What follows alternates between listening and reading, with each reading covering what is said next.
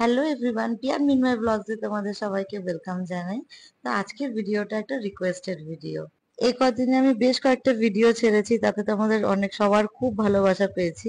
তো সবাই আমাকে রিকোয়েস্ট করেছিল যে আমার মানে প্রিটার্ম ডেলিভারি এক্সপিরিয়েন্সটা শেয়ার করার জন্য। সেটাই আজকে আমি তোমাদের সঙ্গে শেয়ার করছি। তো আমার রিসেন্টলি ডেলিভারি হয়েছে। তো আমার প্রিটার্ম ডেলিভারি। তো যেটাতে কিনা মানে বাচ্চা একদমই আমার আমার মেয়ে হয়েছে, কিন্তু আমার মেয়ে হচ্ছে প্রিম্যাচিওর হয়েছে।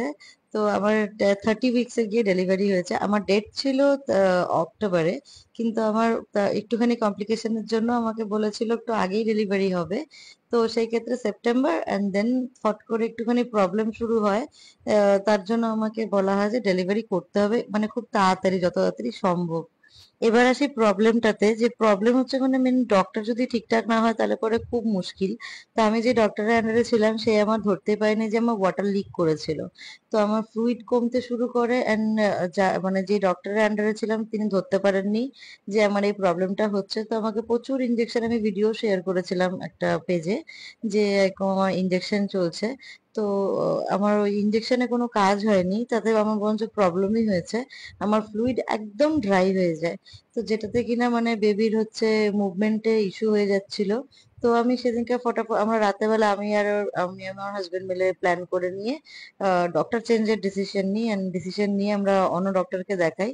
তো উনি ইউএসজি স্ক্যান করে নিয়ে দেখতে পায় যে হ্যাঁ, ফ্লুইড একদম কমে গেছে, যার জন্য কিনা আমাদেরকে ইমিডিয়েট অ্যাকশন নিতে লাগবে, মানে ইমিডিয়েট আমাদেরকে ডেলিভারিটা করানো খুব জরুরি। তো না হলে পরে বেবির কিছু একটা হতে পারে। তো তার জন্য আমরা আর ওয়েট না করে সেদিনকে, মানে যেদিনকে আমার ডেলিভারি হয়েছে 2nd অগস্ট, তো ওই দিনকে আমরা ফটাফট করে নিয়ে রাতারাতি ভর্তি হয়ে নিয়ে আমার ডেলিভারি হয়। দেখতেই পাচ্ছ যে বাচ্চার পুরো অক্সিজেন টক্সিজেন চলেছে। ওকে এনআইসিউ তে এখনো রাখা আছে ও। তো এখনো অব্দি ও যত তাড়াতাড়ি সুস্থ হয়ে বাড়ি ফিরতে পারে ততটাই ভালো। তোমরা একটুখানি প্রে করো ও যেন তাড়াতাড়ি করে সুস্থ হয়ে যেন আমার কাছে চলে আসে। ওর ওয়েট হয়েছে 1.330 কেজি। তো আমরা সবাই ওয়েট করছি ও যেন তাড়াতাড়ি করে বাড়িতে চলে আসে, কারণ আমার আর ভালো লাগছে না ওকে ছাড়া বাড়িতে। তো তোমরা সবাই একটু প্রে করো।